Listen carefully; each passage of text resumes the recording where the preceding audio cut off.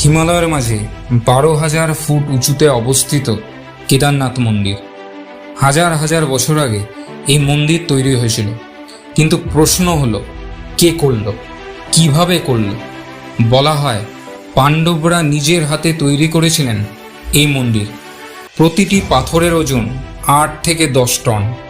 আর কোনো গাঁথুনি বা সিমেন্ট ছাড়াই এভাবে স্থায়ী কাঠামো সম্ভব কিভাবে?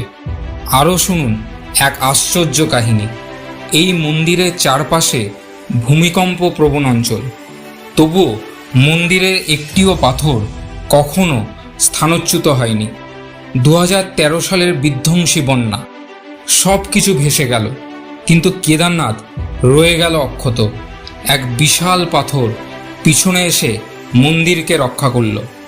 স্থানীয়রা বলেন সেটা ছিল ভগবানের পাঠানো এক দেবশিলা।